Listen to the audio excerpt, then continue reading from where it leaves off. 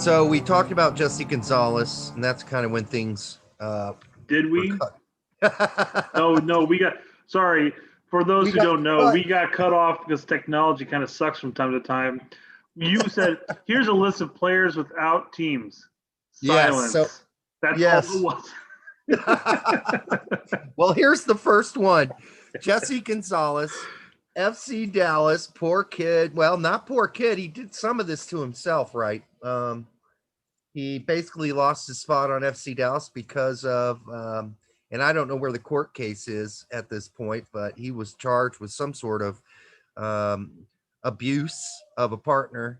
Promising Um, talent until that occurred. Yeah, I was it domestic violence think so. charge? I Don't believe quote so. me, people. Yeah, I'm not I'm exactly going sure off of memory. but I did know the FC Dallas cut him immediately, and he was looking for a team overseas, and there were rumors, but it doesn't seem that anything happened.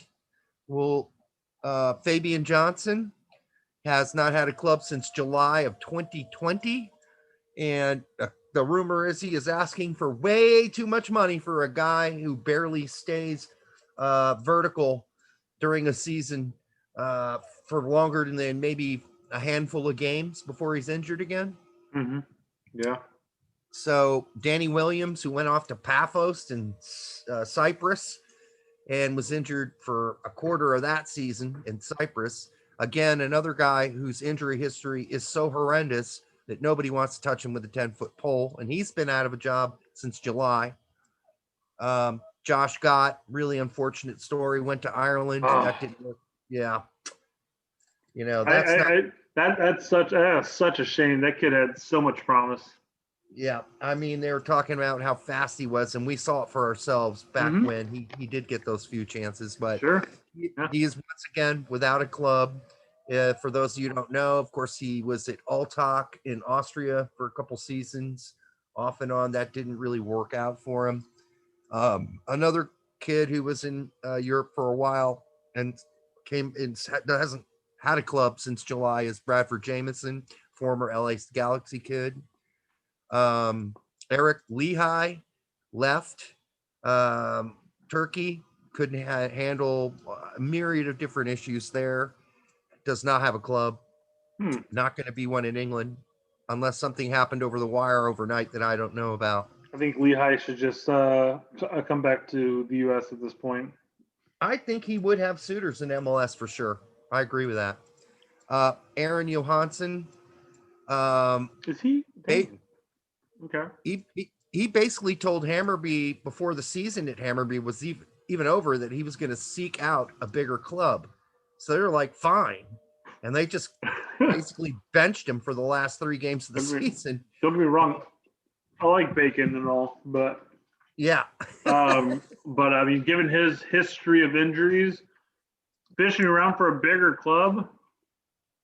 Yeah. I don't know, man. That's asking a lot. I agree with you. He did some ESPN FC interview a few months ago, and that's what he was talking about, wanting to go to a bigger club. And it wasn't too long after that interview, he no longer played or was in the 18 of any of the Hammarby games after scoring almost, a goal a game that season for Hammarby. And now he has no club. And no one in MLS is going to risk themselves on Johansson, Fabian Johnson, or Danny Williams. Those guys, when they arrive at your club, you should have an ambulance nearby. Well, the good news with a club like Chicago is that they go to Cook County, so that's true. No, so I think given the price tag, I think they could have an MLS option. If they're looking for too much, then it's not going to happen. They're definitely not going to get anywhere near like a DP money or by any means or anything like that. I think at minimum, at most, they'll probably look at the low 100s, if anything. Yeah. If at all. I mean, listen, at this point, at their ages, they need to take a pay cut if they want a job in MLS. They're expecting, because they're like, especially Fabian Johnson is thinking, I'm a big name on the U.S. men's national team. Why don't I get why don't I get Dempsey money? Well, you're not going to get Dempsey money because Dempsey rarely, if ever, got injured.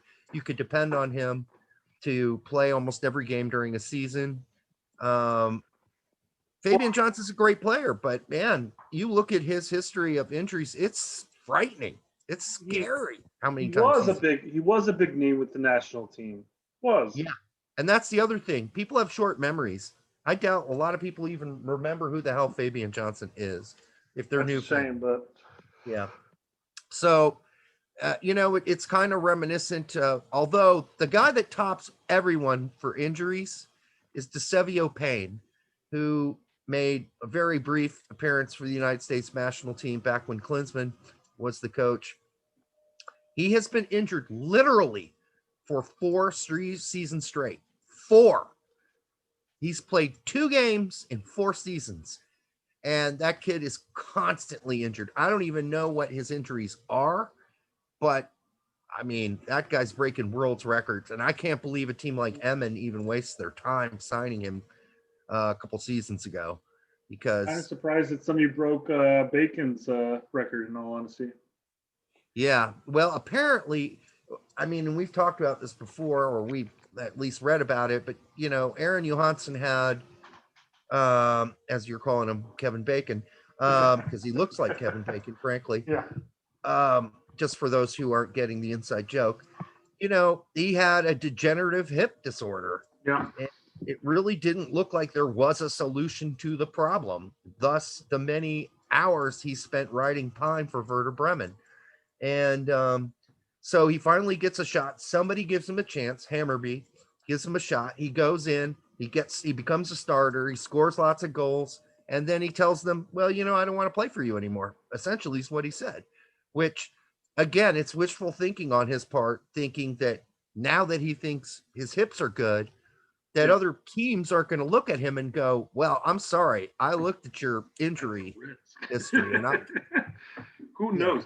And this brings me back, and we talked about the whole journeyman type of player, but there's a part of me that, obviously all fans of any club love the players that are there for their entire extent. You look at a number of clubs that have players that have been there for 10 years.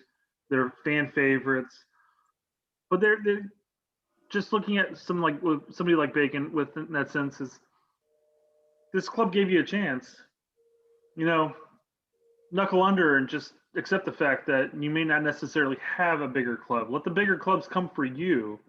Don't go shopping yourself. And it's not like Hammerby is a small team in Scandinavia. They're a fairly large team in the scope of things in Scandinavian soccer, so or football. So, and then one more player you're going to know very well. We both know very well, Louis Gill. Oh, Mr. Gill. Without a team. Yeah. Louis was released by his second division team in the Czech Republic. Was that what it was? I'm sorry. It's just so it's so out there. I can't remember the country or the team at this Playing point. Estonia? What? Nah, he played in like Czechoslovakia somewhere. Or not. See, I'm aging myself. Like most the people. Soviet Union somewhere. One of the Eastern Bloc nations. Yeah, I'm totally aging myself there. But yeah, he played there for a season. COVID hit. After COVID, they released him. He's still without a club, probably not going to find a club. And man, for a kid who at one point had an opportunity to be signed by Arsenal. You beat me to it. I was going to say the exact same fucking thing. And he turned it down. And it's just he's a good kid, by the way. I wrote him a Facebook message when I noticed he wasn't showing up on the starting lineups anymore for his team.